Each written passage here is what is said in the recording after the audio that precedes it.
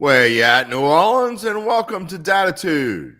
This is episode number 118 for 11/18/22. I'm Jim Derry along with my friend Jeff Duncan, and we're going to talk about all kinds of good things this morning. Of course, we're going to be focusing mostly on the Saints and their game against the Los Angeles Rams. We welcome your comments and questions here on Dattitude. We'll be on until about 10, maybe 10:10 if you're lucky, or if we're lucky, who knows? Maybe we're the lucky ones. I don't know.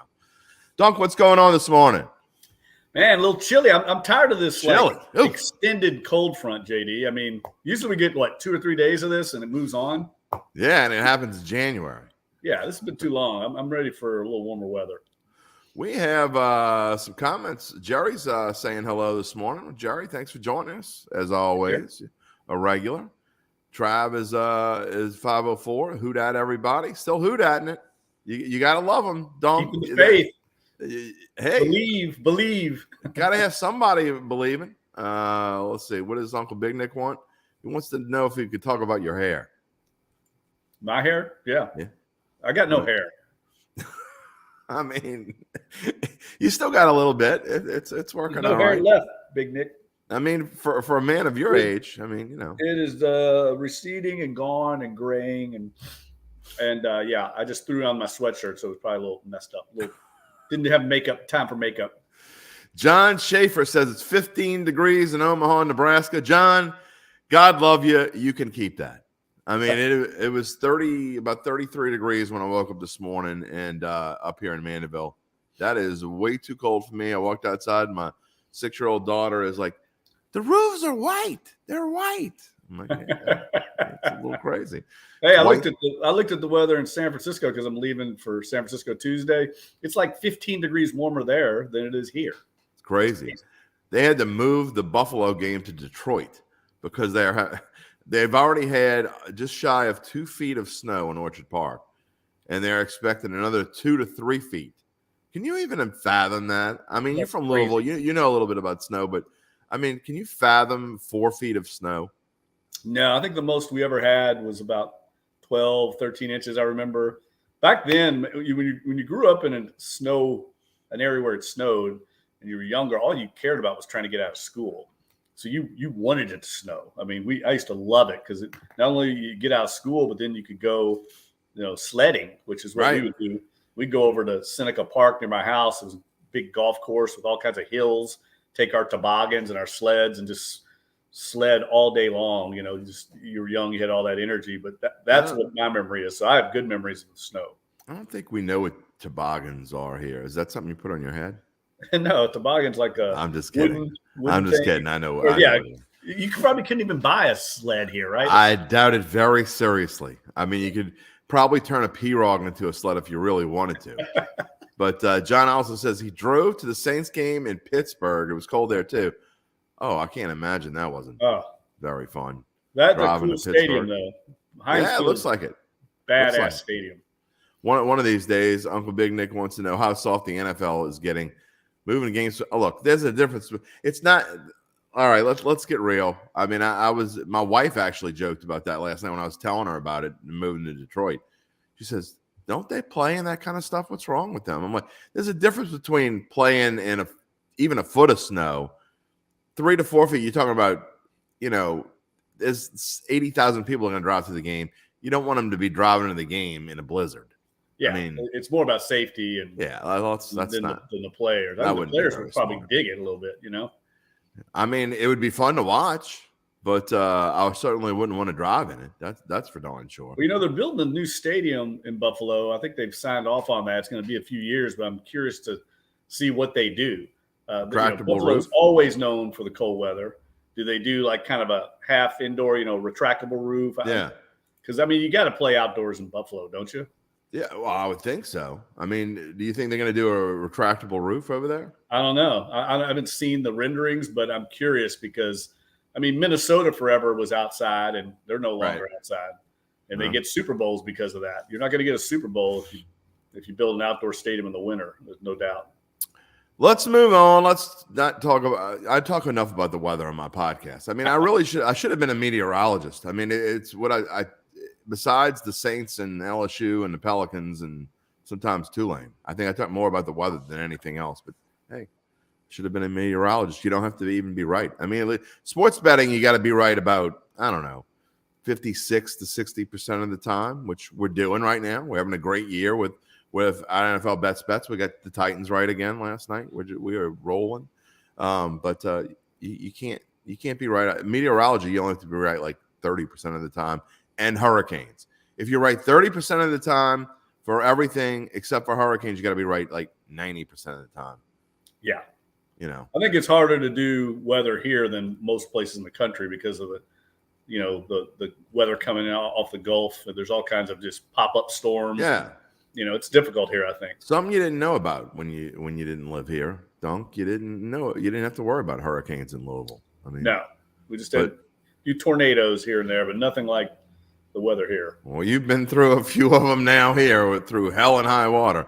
All right, Jerry, let's get down to the brass tacks. We got talent, not the coaching, Jerry says, and that leads into right where I want to go. I mean, I have defended Dennis Allen through most of this season, and I just look. It's not just the Dalton Winston thing. I'm going to ask your take on that in a minute, but I got issues with Dennis Allen now. And look, it's like I said earlier. I don't wish for any. You and I have both been through tumultuous times in our business over the past 10 years. I don't wish anyone to be fired. I mean, I've been through it. I've been let go and brought back 3 different times in my career now since 2012. So I don't wish that on anyone. But you have to wonder what's going on. And I think there's a lack of, I don't know, I guess you miss Sean Payton so much. You realize how much he meant to this team. We were talking off the air about Tennessee and the Titans and how well they play with mediocre talent. Other than Derrick Henry, that is a mediocre football team if there ever was one. They have now covered in 8 straight games, and since they got shellacked in Buffalo, they have been outstanding. And they have a mediocre quarterback. They have a mediocre defense, maybe a little better than mediocre. They have an okay offensive line, and Derrick Henry gets the job done, and Mike Vrabel gets the job done. The Saints don't have that.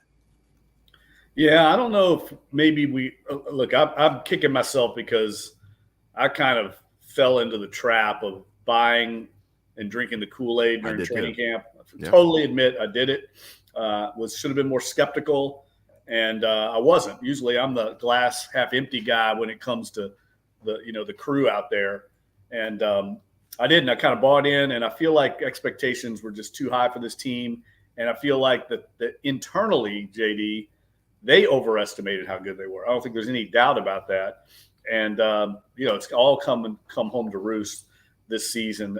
This is going to take a long recovery. I don't think it's going to happen overnight because they have resource issues to fix it. Right? You don't have a lot of high draft picks. You don't have a lot of cap room. So I don't see a lot to be optimistic about going forward. The only thing you can hang your hat on is the NFL. Things happen, right? Yes. No other league where all of a sudden the Jets and Giants are good this year, and no one thought that. No one thought Seattle would be winning their division. So I didn't. Yeah, it's a crazy league. So it's hard to say that it won't happen for the Saints, but I think historically, if you look at the history of this league, when you lose a Hall of Fame coach and a Hall of Fame quarterback, there's a huge drop-off, and I think we all kind of took that for granted. Lindsay, I thank you for joining us every week, but it's not about the defense. It really isn't. It's not about the defense. And honestly, it's not even about the offense. It's about, I think, Dunk, you go through, and last week was a microcosm of the entire season. The Saints were not prepared to go to Pittsburgh last week. They played a coach in Mike Tomlin. I am a huge Mike Tomlin fan. I think Mike Tomlin is one of the best coaches in the NFL. And it goes to show the Pittsburgh Steelers don't have the talent the Saints have. I get injuries. We another thing we talked about off air. Everybody has injuries in November. All 32 teams have injuries. You cannot make excuses about injuries. The only one that doesn't, real quick, the only one that doesn't, my mind was blown Monday night. Eagles. Did you hear that stat on them? 17 of their 22 starters haven't missed a game all year. That's amazing. They have issues now. But I know, but it's probably why they've been so good, right? Yeah. 17 out of 22 is pretty amazing. Go ahead. I'm sorry to interrupt. No, this is your show too. Sean Payton left unexpectedly. Dennis Allen was his fall guy. I mean, I don't want to say that's not the right way to put it. I'm with Dunk. Look, we could say whatever we want now. Hindsight is 2020. I thought the Dennis Allen hire was a good hire. I mean, I think when you're coming from Mickey Loomis's perspective, you want to go with what had worked for the past 16 years, and what had worked was the Sean Payton way. And the best way to go with that is status quo, and that's kind of what they were doing. Dennis Allen was status quo. Pete Carmichael was status quo. And now it's coming in just Dennis Allen to me, and he's still got time to prove things, prove us wrong. So, I mean, as wrong as we were in the beginning of the season that he was the right guy, and I'm not saying we because I'm not speaking for Jeff, but we could be just as wrong now that he's not the right guy. He could still turn things around. I think he's still young. He's still learning is part of the problem. He's so used to doing things a certain way. He's only got to look at the defense. And now and I hear this from high school coaches. It's no different at any level. When you're used to doing things from one way, and now you have all these added responsibilities and all these added things. So I can understand that it's a different world. He still has a chance to save his job. And Duncan and I have talked throughout the season that Mickey Loomis is a loyal guy. So it would probably take, and I know Saints fans don't want to hear this because they want him fired tomorrow. I think it would take Dunk a 5-12 or worse season for even there to be a chance that he's fired. But when you're a general manager and you look ahead and you talk about the cupboard being bare, it's not going to get any better because they don't have any cap space. They don't have a first-round draft pick. It's a mess. So, I mean, if you're Dennis Allen and you look at where you are, I'm not even sure that you want to stick around for this because I don't want to be Derry Downer, but this is not going to get better anytime soon. Yeah, but I don't see any kind of change happening. I mean, unless this thing just completely goes off the rails. Which it could. Yeah, and that could happen, but I'll be shocked Mickey Loomis always errs on the side of being conservative. He's very loyal. He values stability. They just don't operate like that out there from the top down. Gail Benson as well. They value and really respect Dennis Allen. I think they look at it as he's a good coach, and we've got to fix what's around Dennis Allen. And maybe I'll be surprised, put it this way, if they're not significant changes to the coaching staff. Yes. And that will require them to buy out some guys because a lot of guys got multi-year contracts last year when Dennis came on. But there's obviously going to be some changes there. I don't think there's any doubt about it. I think more than Dennis Allen, and I've been hypercritical of Pete Carmichael. It started off really bad. I thought he got a lot better throughout the course of the end of September and into October. I thought the Minnesota game, for the most part, he had a good game plan. I thought he had a good game plan for a couple of games. But the last few weeks, I'm just convinced he's in over his head. I mean, it's obvious that Sean Payton was calling all the plays. And you can follow a guy and be a part of something, but I mean, I hate to say it. He might be a nice guy. I've never met Pete Carmichael. So he's a great guy. He's a terrific guy. He's a smart like guy. He is. Very seems smart. like he is. Yeah, but I mean, but smart doesn't translate to being able to take on this kind of responsibility. But he's called plays before and been very successful. So it's not like he hasn't done it before. I mean, he called the whole 2012 season, and they ran up huge numbers that year. I think he also called in 2018 or 17. He called most of the plays. But I think he clearly misses having Sean Payton there. There's no doubt. I think the whole organization misses Sean Payton. Well, there's no doubt about that. I mean, to me, that's the biggest thing that I'm just kicking myself about is I knew this could potentially happen. I've talked about it for years when Sean was coaching. I said, when he leaves, it's going to be tough. And then I somehow fell in the trap of thinking that they had kind of figured it out and didn't anticipate it. So I'm kicking myself. But Sean Payton has a presence. And I think one thing I've noticed, and see if you agree with me, Jim, is he had a confidence about him, a swagger as a coach that I think no doubt that transferred to the players. I mean, the Saints played with a swagger. They don't have it anymore, man. You go out there and watch them play. They don't look confident. They don't look like they've got much energy. Their body language is not good. And, I said it all week. Not good. they don't look like they want to be there, which is a reflection on the head coach as much as anything. Some guys do. It's funny. Some of the young cats are into it, but I'm a big body language guy, and remember they used to do this thing, this little hand thing between DeMario and C.J. Gardner-Johnson. They'd make a big play, and there's none of that going on now. And I know this is silly, and we're like maybe picking nits here, but like I watch a guy make a big play against the Steelers. A guy makes a great defensive play, and just maybe one guy runs up and taps him on the helmet. There's no camaraderie. It's just like they're all just independent contractors doing their jobs, and they've got a bunch of good guys. It's not like they have bad people in the locker room, but there's just no cohesiveness. I don't know how you find that, but it's just not there right now. We have a couple good questions and comments that I want to get to in just a minute. I promise. If you've left some really good comments, really good questions that I'm going to get to in just a minute. But I have a point to make, and it kind of goes back to what I was saying a minute ago. I think last week was a microcosm, and it's really on peak. I know you're not going to be as negative as I am, but I have a real problem with Pete Carmichael. You go into a game last week against the Pittsburgh Steelers. I don't care that you get T.J. Watt back. I understand that, but you're playing. T.J. Watt doesn't change the fact that the Steelers had the 28th ranked rushing defense in the NFL. And you go into that game and you run 15 times. I've said this all week long because it bothers me. You run 15 times. You should have been running 35 times in that game. You should not put that ball on. It shouldn't even be up to Andy Dalton last week. It should have been Kamara and Taysom Hill. And on second down, the Saints rushed the ball twice. And once was a fumble by Andy Dalton that he picked up and ran a yard forward, which counts as a run. So to tell me that you're not even trying to run the ball on second down, I don't care if you get no yards on first down. When you keep doing the same things over and over again, it's like throwing a fastball in baseball 28 times in a row and you don't have a great fastball. I mean, they're going to know that you're going to throw a fastball after you do it like the 12th time in a row. They're going to be sitting dead red. So you keep throwing the football. You don't even try to run the football. I have a problem with that. You go into a game plan against the 28th ranked run defense in the NFL, and you outsmarted only yourselves. Well, as long as I've followed the Saints and this offensive coaching staff and this system, the one thing I know they do is they pretty much take what the defense gives them. They look at see how they're being defended early in the game, and then they try to attack where they think the defense is weak. That's how they've always done it here.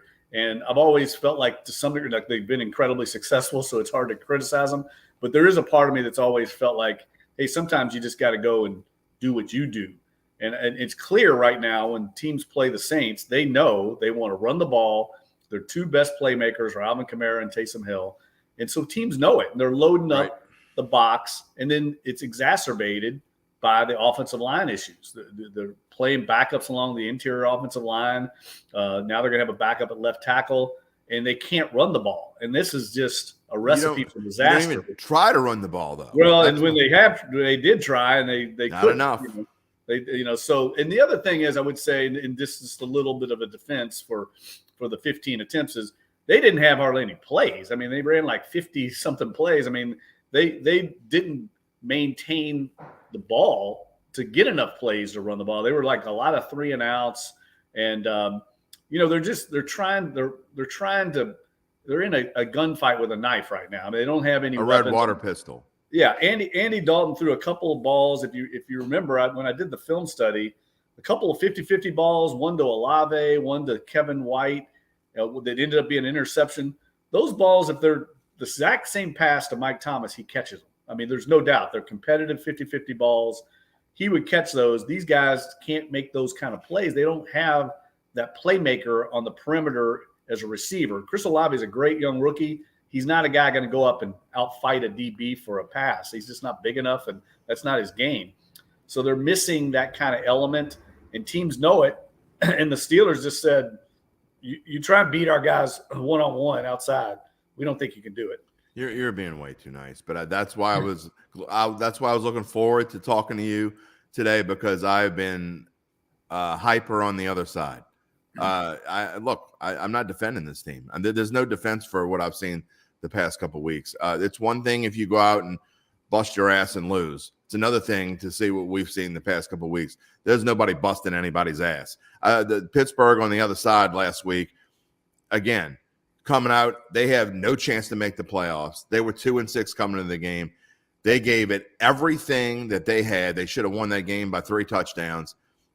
I mean, it goes to show. Yeah, the Saints were lucky to be in that game. I mean, they missed 2 field goals. Extremely lucky. Yeah, they were fortunate. I don't know if that field goal kicker is going to be back there. I don't know if he still is, but they should have had that game well in hand, and the Saints were still in it. But I told you, I thought the Steelers would win that game. I thought it was a tough spot for the Saints. Right, yeah. They had a bye week the week before. They're getting healthier. I like them against the Bengals this week. I think they're a team that could be kind of on the come, if you will. And I like the way they played against the Saints. I thought they got after the Saints on both lines of scrimmage. And I think Kenny Pickett's going to be a good player. I mean, he missed some throws against the Saints. Should be wearing a different black and gold. Yeah, but you can see the talent he's got. And he can run. He hurt the Saints running the ball. He's going to be a good player. I know the Saints needed a left tackle in the worst way, but Kenny Pickett should be a member of the New Orleans Saints. That made no sense to me at all. I mean, that's a quarterback this team could certainly use, could be a franchise quarterback, will be a franchise quarterback. You'd feel a lot better right now if you had Kenny Pickett. There's no doubt. Even if you were 3-7, you would feel a lot better. You'd feel like and Rod Walker made a good point. He was going to write that column until the wheels fell off, but his column was going to be about if you were, you had 2 teams here, very similar, right? Lost Hall of Fame quarterbacks and chose different paths to recover from that loss. The Steelers went with the young rookie. Saints tried to kind of go with the veteran route and keep things together. And right now, I'd rather be a Steelers fan than a Saints fan with the future that both teams hold. And one franchise has been winning since 1970, and the other franchise has had is won half that time. I mean, you a 16-year window with Sean Payton. And maybe you can count. I was going to say maybe you can count a 6 or 7 year window with Jim Mora and a very small snippet of Jim Haslett's career. But other than that, this has been a losing franchise, and I hate to say it, but it's going to be a losing franchise. Wow, Derry Downer in effect. It's the truth. I mean, let's be real. Look, when it's good, it's good. This is not good. It's not getting better anytime soon. I hate to tell you. Just look at what you can't say this team is getting better anytime soon. They don't have the leadership. I'm talking about from the lower end. I believe in Mickey. But I don't think Mickey's going to be around that much longer. And that goes to this question from my friend Ronnie Dalio. Sean clearly still wants to coach. I agree wholeheartedly. Did he leave the Saints because he saw this coming? It's the only answer. I think Sean Payton knew that even he couldn't drag this bunch that what he had coming out of the abyss, and he didn't have it in him to do a whole new he didn't have what Belichick had in him to go through post-Brady era. And I think Sean, now in hindsight, why did he leave so early? I mean, we figured he would leave in a few years. We didn't figure he would leave before this year. And so maybe he saw the look, I think he was burnt out too. I think that was a big part of it. You would know better than anybody. So that's why we I think he was definitely burnt out. I mean, there's no doubt about that. But he's not burnt out anymore. I mean, this past week he didn't take long. Was at this past week playing golf at Augusta National all week. So wow, that's only going to get you so far, though. At some point, he wants to get back on the sidelines, and he's going to be coaching somewhere next year. The Saints would be smart to at least give him a call. Trav says Oswego got traded to the Eagles for some pocket lint. You know what? That's funny and all, but I don't agree with that at all. That's the one thing. I don't miss Chauncey Gardner-Johnson. I don't think this team would be any better with him here. He didn't want to play here. He wasn't going to play here. They weren't going to give him the contract because frankly, they can't afford it. We talked about the situation of salary cap. We can joke about where the Saints might be and they didn't get anything for him. You weren't going to get anything for him. That's the best you could do. So he wouldn't have made one lick of difference on this team. I promise you. Because you know why? Because he wouldn't be playing like he's playing in Philly. He probably wouldn't even be on the field. He would have taken the Mike Thomas train in Nowhereville. He wouldn't even be playing. So, I mean, people wouldn't be saying that had he stuck around. We have some other comments. Let's see. And Jerry's on the same train talking about forget about Chauncey Gardner-Johnson. he would not be playing here. This is That what makes happens, though, no Jim. difference. This is what happens when a team starts losing. Everybody starts looking for Correct. scapegoats and easy identifiable like problems or solutions, and it's Right. really way more complicated than that. Way more complicated than that.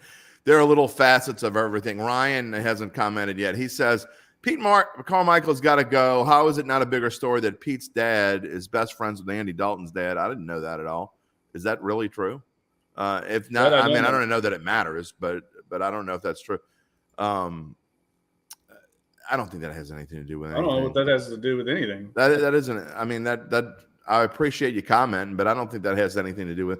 Look, Lord knows I've been in the Jameis Winston camp, but I don't think that nepotism is playing a role in anything. I think it's just, and Dunk, maybe you can tell me if I'm wrong, but I think when it comes to Dalton Winston, and we haven't talked about it, and I definitely wanted to with you because I know that you would. I'll present the Derry Downer point of view, and you can, come back up, bring people back up a little bit. But I think when it comes down to Dalton Winston is this. If you look through, and I not joked, but I said it's one of three things. It's either Dennis Allen is trying to get fired, which we know is not the case. Obviously, I'm being facetious when I say that. Andy Dalton has got something on Dennis Allen, which we know is not the case. We all know I'm being facetious when I say that. Or I'm not being facetious when I say this. Jameis Winston did something to piss somebody off. and there's something, and now you see him talking to Mike Triplett and having this sit down and saying, I'm not hurt, and they promised me, and coming clean. Something that would have never, ever, ever happened with Sean Payton as coach. Somebody having a candid conversation about the internal goings on, even with himself. That would have never happened with Sean Payton, but it goes to show a point. Sean Payton, Jameis Winston did something to somebody to piss somebody off somewhere. That can be the only reason why they wouldn't make a change right now. The only reason. No, I totally disagree with that. I don't think he pissed anybody off. I just think, this is what I think transpired. He got hurt, started playing terribly. They made a decision to go to Dalton. And then when he got healthy, Dalton was playing well at that time, and they just didn't want to. I know how Mickey Loomis thinks. Don't be confused here. Mickey Loomis is heavily involved in making this decision. Mm-hmm. I'm sure Mickey and Dennis met on this, probably Jeff Ireland too, the whole front office, and made a decision. This is a big decision, and they probably said, "Look, let's keep this thing going the way it is." And they didn't feel like this wasn't Drew Brees coming back. This is Jameis Winston, who, let's face it, is not probably that much better if he is than Andy Dalton. Maybe he is a little better, but it wasn't that big a difference, in other words, in talent. And so they stuck with Dalton. And now what I think happened is I think Dennis actually thought, and I haven't talked to anybody about this, so I'm kind of just speculating, but reading between the lines, Dennis said, we made a decision to go with Andy. We, not I, we. I think they just, knowing how Mickey Loomis thinks, says, we're going to look really crazy here if we go flip-flopping back and forth between quarterbacks. Let's keep this thing stable. They value stability, and let's just keep the ship righted. He thinks maybe it would look bad if you're flip-flopping back between these guys. So, I don't agree with it, but I think that's looks bad. What does 3-7 look like? Are you serious? I think they feel like the quarterback there is not that. There's not that much difference. That's whoever plays quarterback on this 3-7 team, just like you said, C.J. Gardner-Johnson. I don't think they feel like it's going to make much difference. Is the way I view their decision. That makes it even worse. If you don't think it makes much difference, then you are foolish at 3-7 to sit and go status quo and watch the same thing. And I know this isn't you. I know this is you speculating on what they're saying internally, and I believe you. I think there's a good chance that that's true. But that's even worse. You're 3-7. To not make changes at 3-7, that'd be like me being a salesman and haven't sold a car in 2 months. And because I'm not getting off my fat ass to go out there and work. It doesn't make any sense. So we just keep doing the same things over and over again. It doesn't make – look, here's our graphic to show the point. We look at where they are in offense. They were the 5th ranked offense not that long ago. It keeps dropping and dropping and dropping. And the worst part is the 22nd ranked rushing offense. They're not 22nd ranked because just because it's in part because their offensive line has been hurt. I get that. But you're not the 22nd rushing offense solely because you've had injuries on your offensive line. Again, everybody's got injuries everywhere this time of season. You're 22nd in rushing offense because you're not trying to run the ball. And that goes on the coaching. But going back to the change thing, you can't expect things to get better if you just like saying at 3-7, something's got to happen. You got to start at the top. Yeah, look, I don't know what led to that decision, but Monday it certainly sounded like Dennis was looking at making a change. It sure did. He didn't talk with he didn't use that kind of word phrasing before when he was asked about the quarterback. Agreed. And Andy Dalton is not playing that well right now. My problem with Andy Dalton is that, when you watch him, it's pretty clear he's never going to try to make a play. He's always going to err. I mean, just like the first series in the Steelers game, they left a guy unblocked, and it happens, protection breakdown, guy unblocked. He just immediately throws the ball away. He doesn't even try to make a play. Whereas Lamar Jackson, I realize it's Lamar Jackson, but right. That can happen with Lamar Jackson, and he still can make something happen. Andy Dalton has no ability to make a play off schedule. Everything has to be perfect, and it's not a perfect world in the NFL. He doesn't even try, and it's probably because the coaching staff has said, just do not make mistakes. And so he's going to try to avoid those mistakes. And I'm at the point where when I watch the Saints play, they're 3-7 now. At least Jameis Winston, yes, he might make a mistake, but he also might make a big play.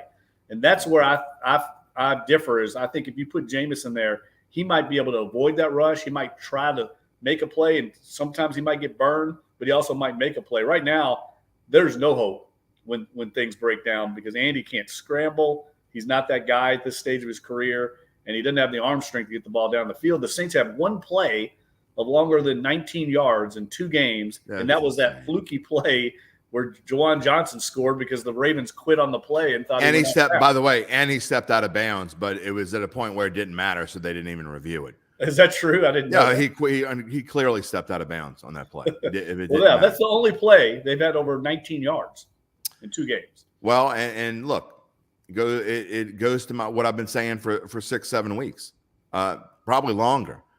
But again, I don't know how to keep saying the same thing. You know what you have with Andy Dalton. You know what's going to happen with Andy Dalton. I'm not saying Jameis Winston's going to be some kind of savior, but the fact that you might have something, you might be able to make big plays, beats knowing you can't make big plays. So that's my biggest thing. I'm not saying Jameis Winston's going to come in and save the season. This season's gone. But the fact that he is under contract for next season, it makes no sense to at least see because there's not a large enough sample size. He did. I mean, if you want to think there is, you can go back and say he went 5-2 as a starter last year. He played 3 games this year, and he played it probably injured. So I don't understand why they wouldn't even at least try and see what you have. You might have something. Let me just say this. I mean, and I don't know this. I haven't talked to Tripp, but wouldn't surprise me if that whole conversation was arranged. Right. I don't know that. Tripp might have just wandered up to Jameis in the locker room, and good on him for doing that. But I also know Jameis has a camp, a group of people around him that are pretty. I don't know what I'm trying to say, but he's got a group of people that are out for his best interests and want to frame things, and that probably didn't happen. I get that. I completely get that. I think 100% you are true. That is true.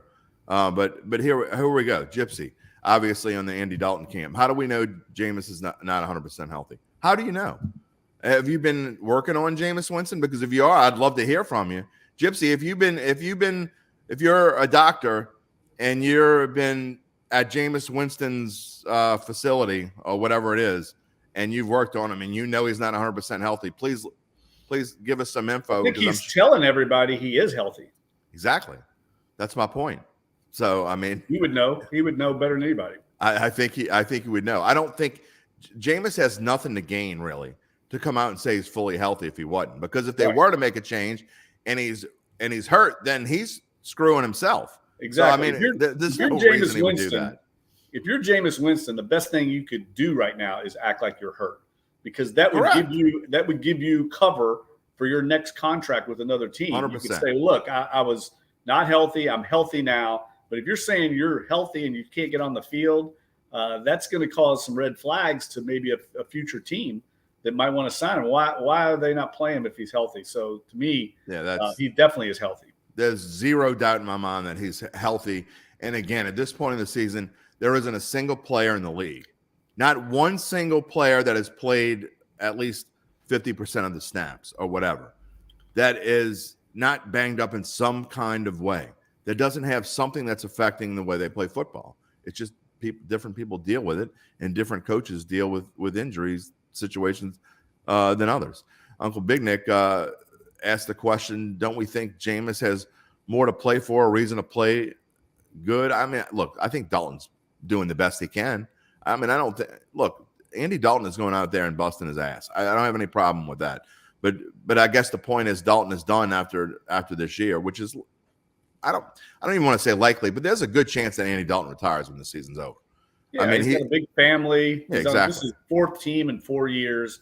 There's a reason, he's a classic journeyman. Now, he may want to keep playing at a place where he doesn't have to go out there and get beat up like he's doing. Right. He might want to be the Chase Daniel route, get behind a Josh Allen or somebody where he doesn't even have to play and make $2 or $3 million a year just being a backup. That's not a bad gig. Yeah, well, I mean, I think that's why he went to Dallas. I mean, but that didn't work out too well for him. So, and look, I don't think Andy Dalton had any real expectations of starting when he came here. It just kind of were. I mean, Jameis was the clear starter, and that's another problem. Jameis was the clear starter going into the season. So you saw 3 games with him obviously injured then. You saw 3 games with an injured Jameis Winston, and that tells you don't even want to play him anymore. There's got to be something going on, but I'm not trying to create some kind of controversy. There's got to be something going on behind the scenes that we don't know. Well, I would say this. I do think it's fair to openly question why they went after Jameis Winston in the offseason and gave him the contract they gave him. As a 2-year, $28 million deal. It's, by starting quarterback standards, that's middle class, maybe even lower middle class. It's pretty affordable, but it's still $14 million you're paying him to sit on the bench right now and to not play. You're paying Andy Dalton $3 million. Correct. So clearly you thought Jameis Winston was the guy just 6 months ago or 5 months ago. He was your guy. Right. So you're right. Something's given them pause, and that's something only the team knows. Now, what that is it? I don't think it's something he did to piss him off. I think it's something that he did on the field, maybe in preparation, that's given them a lack of confidence in him. Let me ask you this. Is this a possibility? And I never really thought about this before, but is it possible that maybe they know that they want to cut him when the season's over? And if he comes in and plays well, then it's a lot harder to do that. I mean, is that a possibility? No, I don't think they would care about that. I think they would definitely, if they want to move on from him, they'll move on from him, but they want to win games right now. I think the risk you run right now is losing the locker room. And what I mean by that, I don't mean everybody's going to have a coup. What I mean is you lose the buy-in for Dennis Allen. And right now, trust me, the most important thing in that building from Mickey Loomis and management and the front office is trying to make it work with this head coach. I mean, they just hired him. They want him to have success. They want him to breed confidence. Of course they do. From below. And right now, I think so do we. There's a crisis of confidence right now in Dennis Allen and the staff, and they're going to try any way they can to bolster that. So they want to win games to do that. I don't want to come off the wrong way. I want Dennis Allen to succeed. I think Dennis Allen's a great guy. I mean, every time I've been around him, I actually met him before the season started. And if he were listening to this, he wouldn't remember. But I met him at a car wash. Super nice guy. Talked to him for a couple minutes. He was nothing but nice. Didn't have to talk to me. I didn't say that I was a sports writer at the time. I hadn't really met him. I hadn't dealings with him. I've been in the locker room, been part of his presses. I think he's a truly nice guy. I hope he succeeds here. I think he's going to get a chance to succeed unless this season just falls off the rails completely. 3-7's not completely falling off the rails. 3-14 would be falling off the rails. 4-13 would be falling off the rails. So unless that happens, he's probably going to be back with major changes. But I wish him well. I just don't. I don't think from what I've seen, that he's going to be able to turn things around, because I think he's in over his head. I hope I'm wrong. Well, he's definitely got the support in the building. There's no question about that. There's no doubt about that. I think he's had a lot of things go against him here. I mean, that's true. That's true. Weird as well. Injury to Marshawn Lattimore, the bad luck with Michael Thomas. I mean, that's two of your probably 5 best players on the team. I don't know that I would call Michael Thomas bad luck. That's on Michael Thomas. That's a whole different story. Yeah, whatever. I'm just saying for Dennis Allen. It's misfortune. Yeah, you know how we all kind of misread the Saints before the season, us in the media. I think a lot of Saints people misread Michael Thomas. And so I think that's where that is, and they're just kind of stuck now. That again, that's something we definitely will be talking about in the offseason. I'm trying to get going because there are some other things I want to talk about. It's already 10:02 in the morning, and I wanted to be done by 10:10. That's not going to happen. Okay. But real quick, because I never even got to the Rams. Trav says, how is it that Jameis isn't healthy enough to start, but is healthy enough to be emergency quarterback? That's another thing. I mean, if he wasn't healthy enough to play, he wouldn't be the backup quarterback, which is what he is right now. Let's talk about the matchup itself. We've talked enough about the internal parts of the Saints. And going into this week, the good news is for the Saints, they're playing a team that is in at least the same situation they're in. I mean, the only difference is they won the Super Bowl last year. But they're playing a Rams team that has a lot of problems. They're probably going to get, well, not probably, they're almost certainly going to get Matthew Stafford back this week, which has changed this line from Saints to -4 to Saints -3. But, Dunk, you're going to have to help me understand why the Saints are a 3-point favorite, even against a team that's as dysfunctional as they are. Well, I mean, if there is any team in the league that's more dysfunctional than the Saints, it's the Rams right now. So I think that's why I think the Rams are struggling to get to 20 points in the game. Their offensive line's completely decimated. Yeah, that's true. They can't run the ball. I think you showed that graphic a while ago where they last in the league in rushing offense. 32nd. And I don't think it's the 32nd in total offense, period, which is something you wouldn't expect. No Cooper Kupp this week. They're going to struggle to move the ball. But I think the Saints are going to struggle, especially with the offensive line issues they have. Aaron Donald's still over there. I mean, I'm usually a guy that likes to be kind of contrarian, but I don't see how this game's going to go into the 20s. I don't see how either team's going to move the ball, given their deficiencies on offense. Now, this is where I think the criticisms of Pete Carmichael are valid. I'd like to see a little more creativity out of him. Where's that jet sweep they used to get Rashid Shaheed earlier this year, right? I mean, just little things like that. Maybe a screen game. There's not a lot of creativity right now on the play calling, and he's going to have to be creative because they don't have any other option. This lining up and running Taysom Hill and Alvin Kamara is not going to work. They're going to have to come up with something to try and get a little gimmicky to produce some points. But I do think if whoever gets to 20 is going to win this game. Well, hence why the over-under is a minuscule 39.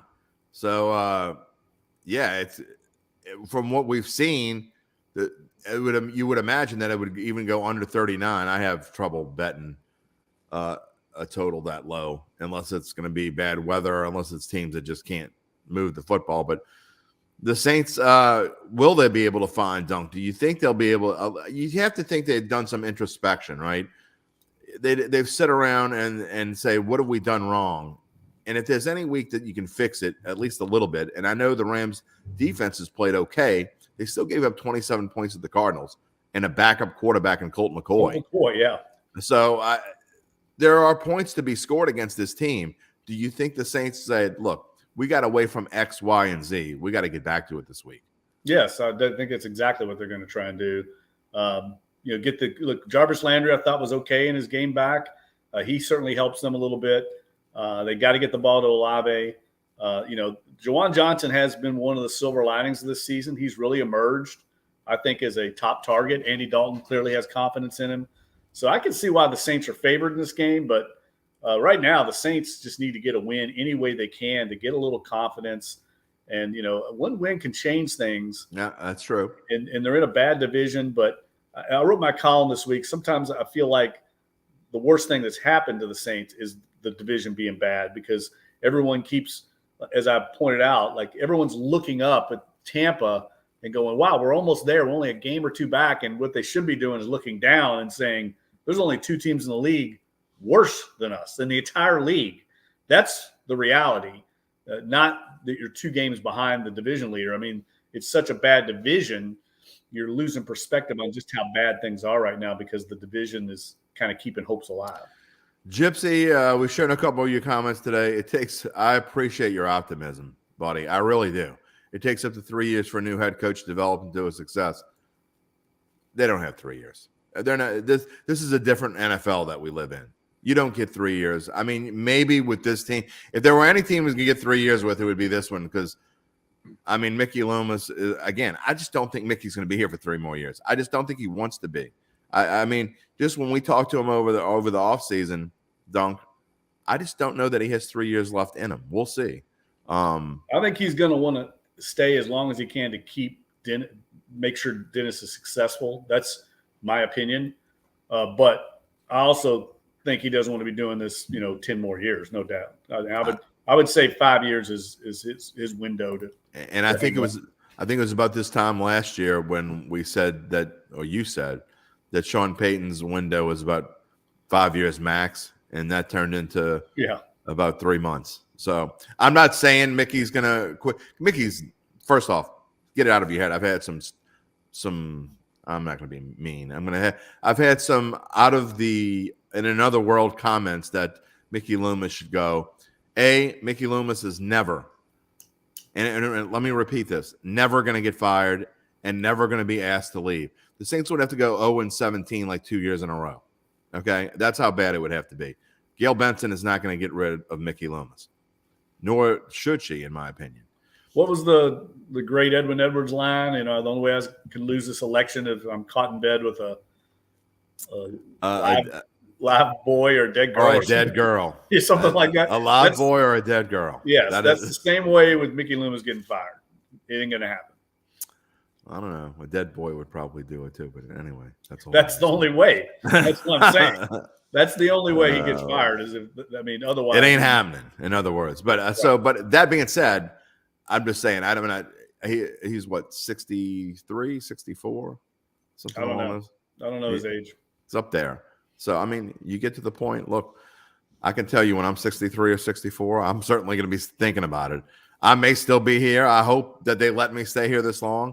I keep saying dumb things. Who knows? They might kick me out of here. But I hope I'm still around. But I can tell you one thing. Even if I am at 63, 64, I'll be thinking about it.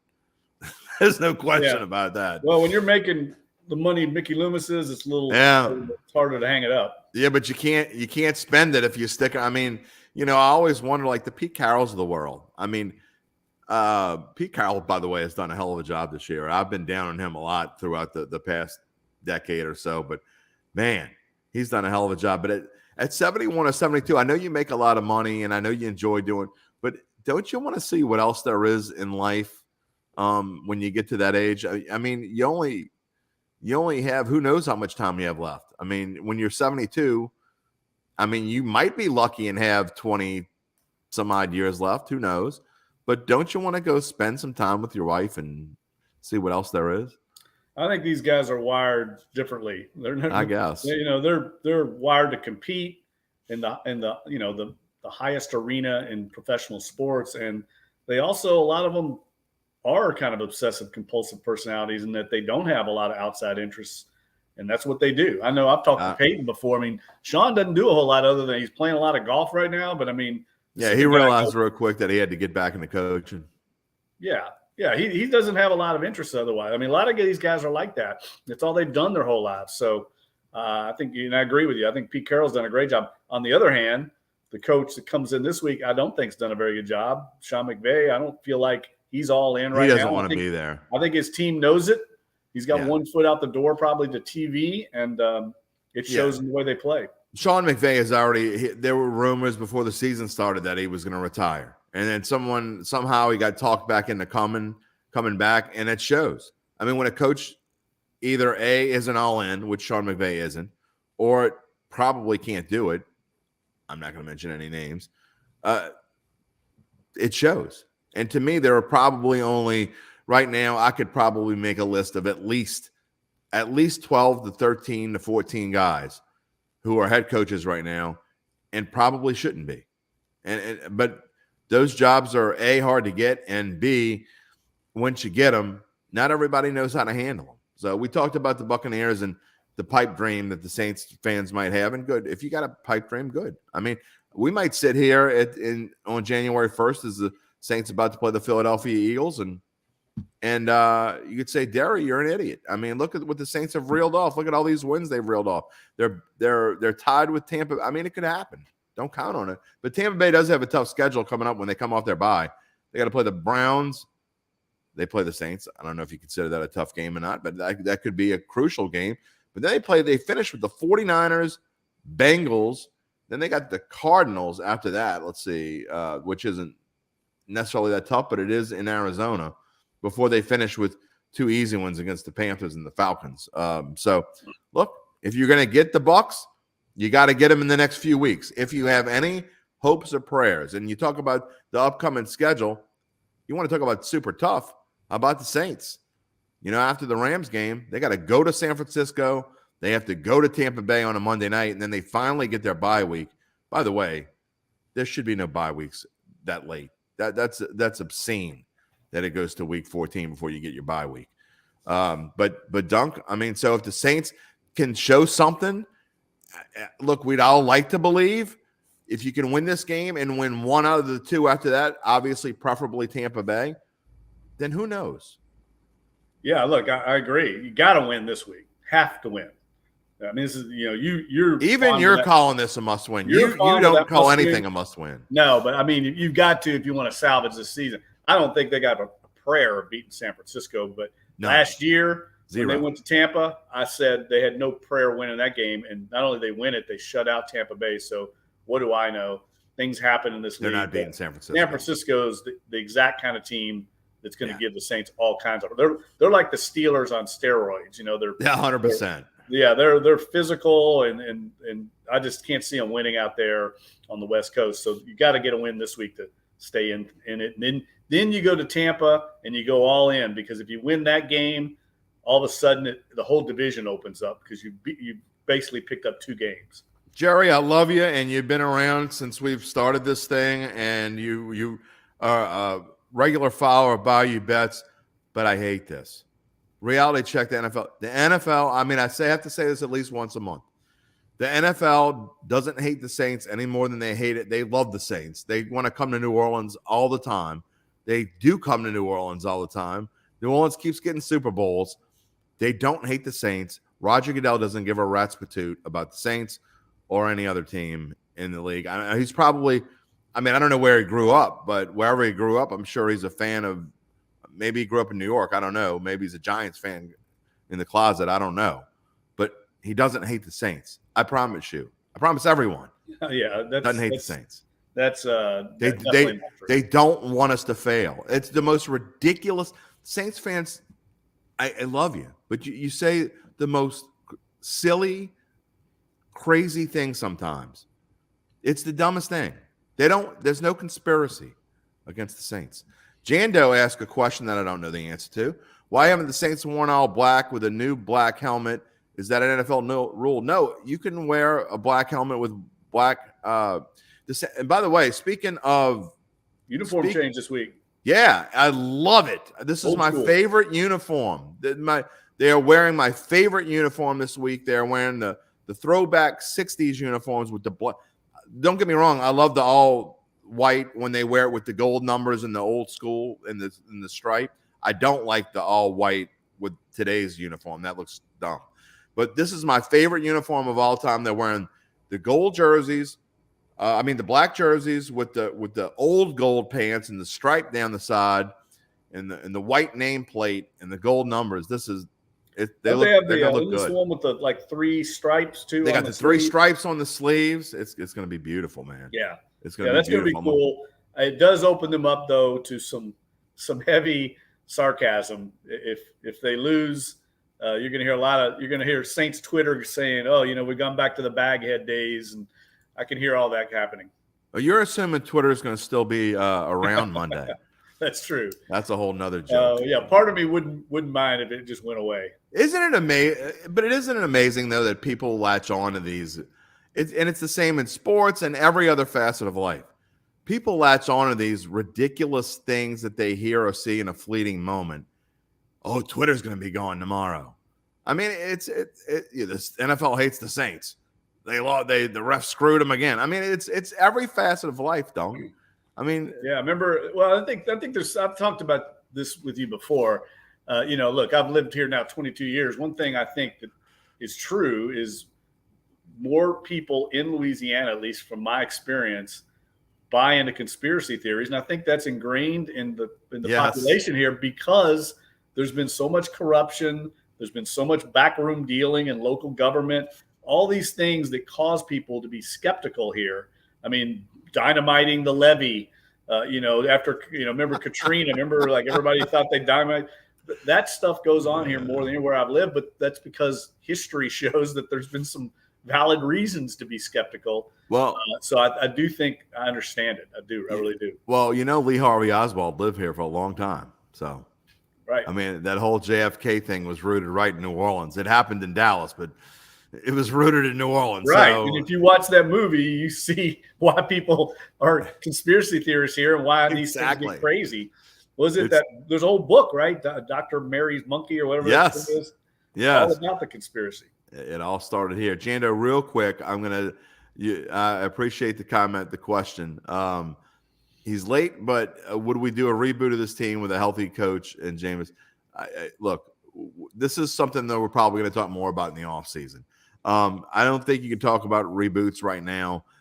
We talk about, people wanting Dennis Allen to go or stay. I mean, that's not something you can. He's not going to go anywhere to the end of the season. At even if he goes, it wouldn't be till the end of the season. So let's get through this season. From my perspective, I have been questioning things that he's done, but I'm not saying he should be fired in the middle of the season again. As someone who's been fired 3 times in 11 years, I don't want anyone to be fired, really. So that's a tough situation. Dunk says he's not going to get fired. I think if they keep on this path that they're on, I think they're not going to have a choice. But again, I want to be wrong. Guys have had 3-win seasons and not been fired. I mean, I definitely think he could. I think he could go 3. Jim Haslett didn't. 14. Well, he'd been there Mike Ditka 5 or 6 years. This is a first-year guy. He's going to get a little more of a rope because they're going to look. Mickey Loomis is the first one that probably will tell him behind closed doors, look, we probably didn't set you up here to win with how we handled some of the things. He's going to give him a lot more rope than he would somebody that's been here 5 years the way Jim had been. I think there's going to be, again, look, we're putting the cart ahead of the horse. This team may still win 6 or 7 games. I think they have a real chance to do that. I think they can win 6 or 7 games. And then there's no question that he's coming. They win 6 or 7 games. There's zero question Dennis Allen's coming back. So let's get that even. There's no chance that he's. But if they win 4 or 5 games, it's gonna be a lot tougher. There's gonna be a lot more pressure. There's a lot of season ticket holders that are gonna be on the brink. All right, look, we are gonna do predictions. We're gonna save our Rams Saints predictions. We do it every week. Duncan and I make our predictions at the end of the show. We're going to do that. Before we do that, I do want to move on and talk about a couple other things very quickly. It's 10:20. I really would like this show to be done by 10:30 because Dunk's got things to do. And we want to get it up on the podcast platform before it gets too late. But real quick, Uncle Big Nick tells you, I know you're going to San Francisco. He went to Santa Clara last year. LB Steakhouse is phenomenal. You have time to eat. And Jeff Duncan always has time to eat. Yeah. I've already got a couple of things lined up. So, but that's good to know. I didn't know that. Is it in San Francisco or Santa Clara? I'll have to look that up. I think it's in Santa Clara, he's saying. So LB Steakhouse, make sure you look that up. And Gypsy asked, who's responsible for scheduling the Saints road trips, but 4 in the beginning of the season? They play Gypsy. All right, this is obviously a conspiracy theorist trap question. The Saints play this year 8 home games, 8 road games, and a trip to London because it was their time to go. Okay? So what difference does it make? I mean, to me, I don't care if you play 8 games in a row on the road or 8 games in a row at home. You're going to play the same amount of home games. The schedule is set. You play X team at home, you play Y team on the road, you play X team at home, you play Y team. It doesn't matter. I mean, every team has interesting parts of the schedule. The Saints have been home now. This will be the 5th time in 7 weeks the Saints are at home. So, right. I mean, you could look at it the other way. Struggling at home. Exactly. So, I mean, you could look at it whatever way you want. I mean, this is the good part of the schedule, and they're 3-7. So every team in the league, fans think that somehow the schedule. Every team. I mean, remember how the NFL hated the Patriots when they got themselves in trouble with Deflategate and cheated. Right. And the cheating, looking over at the Jets practices or whatever the hell they were doing. And Patriots fans were saying the NFL hated the Patriots because they were cheating. I mean, it's like baseball hates the Astros. I'm sure Astros fans think that baseball hates the Astros. You cheated. I mean, of course you're going to get punished. They still won the World Series. Exactly. They overcame the conspiracy and still won the World Series. So. Who'd have to get over yourselves? We love you, but get over yourselves. The NFL doesn't hate the Saints. Let's just say this. It's not everybody. Not all Saints fans are like that. So no, but a lot of them. And a lot of them are my friends. So I have to deal with it all the time. Yeah. All right, let's again, we're going to finish the show with our predictions in about 8 minutes. If you want to give your predictions, we'd love to have them here in the comments section. Now we'll read them before we read Dunk and I's predictions. But I didn't make a banner for LSU this week. They are playing UAB real quickly, Dunk. This is another trap game. We said it last week. You don't usually get 2 trap games back-to-back, but I think that's the case for LSU this week. They were 3-point favorites last week on in Arkansas. They won by exactly 3. So which proves that the lines makers knew what they were doing. Don't think LSU is going to blow this team out this week because UAB's got a good running game. And after the big win and clinching that SEC West title, this could be a trouble spot. Nick Saban lost to UAB at home. Yeah, look, I think UAB's got a lot more to play for here than LSU, so that's always scary. Yeah, I think LSU wins, but I think the line was 14.5. If I were betting that game, I would take those points because I think UAB will, if nothing else, backdoor cover in a game like that. I think it's a dangerous spot. I agree wholeheartedly, and I think that it will be a struggle, and it wouldn't be a surprise at all if LSU won by 7 points or less. I mean, it could be one of those games that come down to the wire. I mean, that's how scary it's going to be. I think it's going to be a low-scoring game.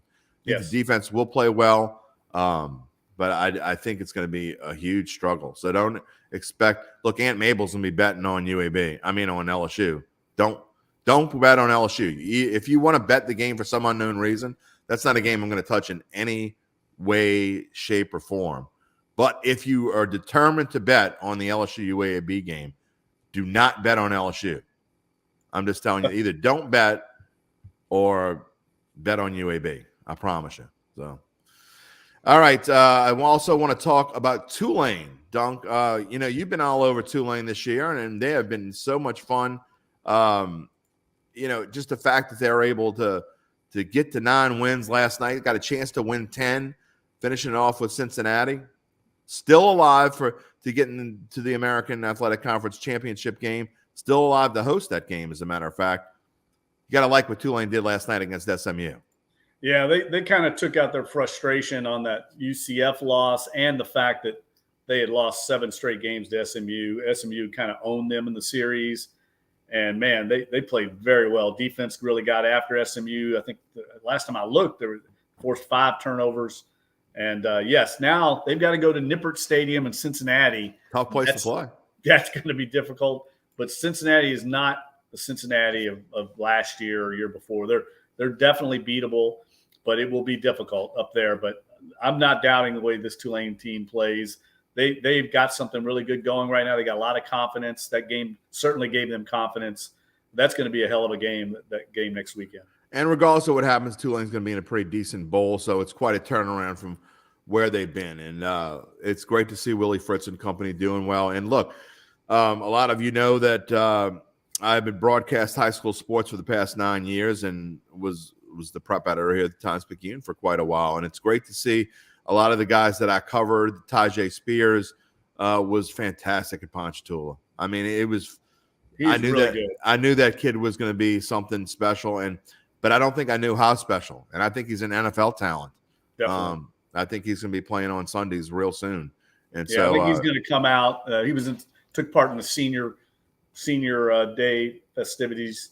I think he's definitely going to come out for the draft, and I think he's the best running back they've had since Forte. I mean, he's really good. Yeah, I agree, and so it's going to be fun to watch him in the NFL. All right, before we get to our predictions, and I do have a couple of the Saints comments that we'll get to when we get to the prediction part of the show. Got to talk about the Pels, and they have turned things around a little bit. They have now won 3 in a row. This homestand has been good for them. They were a little shaky last Saturday against the Rockets, but then putting things together against the Grizzlies and the Bulls, get the Celtics at home tonight. 12-3 Boston Celtics. They're playing really well, but Celtics actually have a couple of injuries. I know Marcus Smart was hurt for the last game. I'm not sure if he's playing tonight or not, but so the Pels without Zion Williamson once again. I don't know why they seem to play better when Zion's not in there. Yeah, look, I think this tonight is a big measuring stick game for Willie Green and the staff. Find out where they're at. I think it's a game time decision on Zion. I haven't seen if he's in or out, but I know he's questionable. Look, they've got to at some point get all those guys on the court so they can start identifying their roles, how they play together, get the rotation set. But I really like the way the bench has come on. Larry Nance Jr. has been incredible. Yes, he has. He's clearly, their 6th best player right now. I mean, when he's in the lineup, I like how they finish the games too with him on the court. We know Jose Alvarado is a spark plug. He's been incredible. And Trey Murphy is going to be a stud. And the development of Trey Murphy is just that guy's got a huge ceiling. He really does. And he could be a real NBA star. And Dyson Daniels is starting to work into the rotation. I think he's going to be a really good player. So it's a lot of reason to be optimistic about the Pels. Yeah, and then they get the Warriors on Monday to finish off this long homestand. The Warriors I think are starting to get a little bit healthier, so that's not going to be like the first time they played them. It'll be a little bit different before they go off to San Antonio and go back on the road. So Pels got a lot going for them right now. I still think this is going to be the team that we thought they were going to be, which is a 3, 4, 5-ish kind of seed type team, which would be fun. And look, I mean, they don't have to win an NBA championship for us to have fun as fans and sports writers. So that's all we're looking for, Dunk. We're just looking for progress, and I think this team is certainly on the road to make that next big step. Yeah, I think that win against Memphis gave them a lot of confidence because I agree. They did it without Zion, and that game was kind of up for grabs, and then they just seized the game by the throat and really finished it off well. And when C.J. McCollum has his shot, when he's knocking that down, which he has the last few games, they're a different team. They're much better offensively. He's been struggling a little bit to start the season, and he's found his rhythm and found his confidence, and that makes them a lot more dangerous offensively. No doubt about it. And so they play tonight at the Smoothie King Center. If you can't catch them tonight, Monday. I know a lot of you, the kids are off of school. Perfect chance to take the kids to the Warriors Pelicans game on Monday night at the Smoothie King Center. Should be a lot of fun as we continue to watch the growth of the New Orleans Pelicans. And we're going to finish the show with this. The Rams and Saints are about to make our prediction. Trav, I think you misunderstood what I said. How can I feel confident that Saints win 6 or 7 games the way we play? I'm not confident the Saints will win 6 or 7 games. I never said I was confident that the Saints would win 6 or 7 games. I said they can win 6 or 7 games. Not confident in anything. I mean, Saints might be the hardest team to predict in the league right now. Although if they stick with Andy Dalton the rest of the year, I think they're going to win closer to 5, maybe even 4. I mean, I think we're going to get in our prediction right now, and then I'll tell you some other things. But Dunk, let's get into it. Rams, Saints. Rams are, again, same boat as the New Orleans Saints. They have their issues. Matthew Stafford has played awful. They have 0 running game. They have a decent defense, but they can't do anything on offense, and the Saints are 3-point favorites. It might be the last time the Saints are favored all year, except maybe against Carolina. I like the Saints. I don't know why I like them. I think of the lesser of two evils here. I feel like LA has just packed it in, and I just feel like the Saints are going to be the more desperate team. And sometimes in the NFL, that's what it comes down to. I think they somehow managed to get 19 points and win this thing like 19-13 or something. I'm sort of with you. I think they win, but I don't know if they cover. And I agree. I'm kind of with you. I don't know why I like them because I think that, again, I don't know how to stress without saying the same things that I've said over and over again. I think that if Andy Dalton comes out and plays super poorly, I think you may see a change during the game. I know they don't want to do that, and that's not of the Saints' ilk. So I think that there's a chance that happens. If not, then look, I don't care who plays quarterback next week. They're not beating the 49ers. So they have a tough road to hoe. This is one that they have to win. If they lose this game on Sunday, I'm going to make a prediction. I don't think the Saints are going to win another game. I think it's going to be L's. If they don't win on Sunday, they're done. I mean, if you can't beat this team, and I'm talking about even the Panthers. Panthers are on the schedule the last week of the season. By then, nobody's going to care in that game. The Panthers won't care. The Saints won't care. Nobody's going to care. And so if you have any minuscule chance to make something of this season, even if it's not make the playoffs or win this crappy division, got to win this game because you're not winning next week. Maybe you can give yourself some kind of momentum to play against Tampa. I don't know. Look, one subplot here that's kind of noteworthy historically. Cam Jordan has a really bad eye. He got, I think, poked in the eye. Really? Shiner. Yeah, he didn't practice on Wednesday. I don't know if he practiced on Thursday or not, but there's a possibility he doesn't play. That's significant. He's missed one game in his entire career, and that was because of COVID last year. He's been on a remarkable run. This would be the first game he's ever missed because of an injury, and I know he wants to play, and he might end up playing because he's a tough dude, but it's 50-50 at this point. Well, that would be a shame to not see Cam Jordan out there because, again, the Rams have no running game whatsoever. They can't run the ball at all. So, I mean, what it comes down to is, can you put enough pressure on Matthew Stafford, and can you find someone to cover Allen Robinson, who's been awful this year, and that has been a terrible signing for them. He has not been a part of their offense whatsoever. Tyler Higbee, or does that make anyone scared? I don't think so. So they just don't have anything on offense. And I know the doubters are saying, we're going to be Rams get right game. I mean, you're probably the same guy who said the Saints were going to go 15-2 before the season started too. We got one of those on Bayou Bet Show. I mean, don't be a downer if you weren't a downer in the beginning of the season. You can't go from 15-2 to 2-15. It doesn't work that way. But hey, we were all wrong in the media so far. Maybe it'll turn out right. The Saints could they still could go 10-7. I mean, we could still be right. That's true. Although I think I picked them to go like 11-5. Oh, did you? Yeah, I was way out of line. 11-6. I picked 10-7, so I still have a chance to be right. But for me, I have the over 7.5 wins, so I'm like super vested. I'm still holding out hope, not much, but I still have a little bit of hope that they can get past that 7.5 win plateau, and I could still cash that ticket. I don't think it's going to happen, but it's got a shot. The one thing I was right about, if I'm going to beat my chest, was this was not going to be fans, like everybody does. It's not just fans. Everybody gets caught up in training camp. Everyone was going crazy that this was going to be some high-flying offense. They were way overestimating Jarvis Landry and the receiving core. Right. People, I was getting into debates at camp. Listen to this, JD, with other reporters saying that this was the best group of perimeter weapons in the history of the Saints. I go, you're crazy. You think this is better than Darren Sproles, Jimmy Graham, that group in 2011? It's not even close. Even if they were healthy. Yes. No, I'm talking about when they're healthy. They're not nearly that 2011 team. This is how good they were. The running backs on that team were like Mark Ingram, Pierre Thomas, Darren Sproles, and Chris Ivory was the fourth running back. The guy could run for 100 yards on anybody. They were incredibly deep, incredibly talented.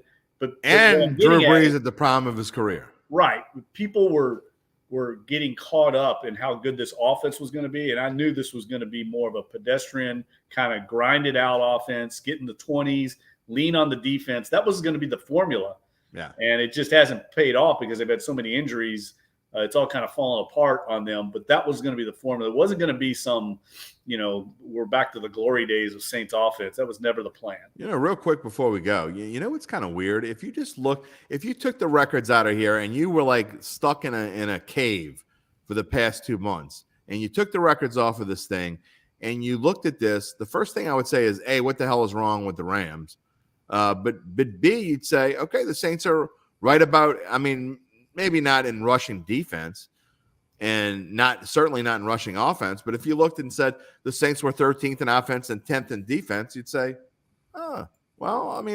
they probably underachieved a little bit, but they're probably like 6-4, 5-5. Right. That's what the stats say they are. But those stats are misleading. They really are. They made a lot of those yards and playing catch up when the opposing team is the best example of that was that Cardinals game where once they got down by 14 points right around halftime with those pick sixes, the Cardinals went to kind of a soft cover 2. They allowed Andy Dalton to check down Charlie. They'll let you move. They'll let you move the chains in exchange for time off the clock. And then they start playing situational defense when you get to the red zone. That's how NFL teams operate. They let you get those yards between the 20s. So you build up a lot of yards and your offensive ranking goes up. But some of the advanced statistical metrics, I think, would probably tell you a different story about their offense. Well, Dunk, it's been an interesting week. Look, I hope we have something fun to talk about. I hope I have something fun to talk about on Mondays. I'm tired of writing scripts on Sunday nights that make me want to just cry or go to sleep or whatever. I want to write a happy script, even if it's just 1 week. If they play well this week, it's going to be a happy script. That's how things change in the NFL. They're 3-7. They go to 4-7. 4-7 sucks, but it sure beats 3-9. So, or 3-8, excuse me, because they're going to be 3-9 if they lose this one because they're going to go to San Francisco and lose. But hey, who knows? We'll see what happens, and hopefully next week on Dattitude on every Friday 9:15 a.m. we can have a little bit fun, right? Yeah, we'll see. I'll be doing it from San Francisco next week. Looking forward to that. Maybe my favorite city in the country next to New Orleans. And if the Saints get a win, look, things change. The minutes, they need to get the swagger back. We don't see that swagger that Alvin Kamara was talking about at all right now. They definitely need to get it back. And I think they'll win on Sunday, and maybe it gives them a spark that they can put this thing back together. It's amazing what one win can do, and we'll see if they get there. We thank you for joining us here on this live Dattitude. Again, Duncan and I do this every Friday at 9:15 a.m. on all of the NOLA.com and bet.NOLA.com stations. And when I'm done, I'm going to go add my monologue to it in our close, and I'll put it up wherever you get your podcast. Search for Dattitude. It has been a fun one. We thank you for joining us. I will talk to you on Monday on our regular Dattitude. Until then, enjoy your weekend. Stay warm. Stay warm. It's going to be cold this weekend. And enjoy the weekend, LSU-UAB and Saints and Rams on Sunday. We'll talk to you on Monday. See you later, everybody.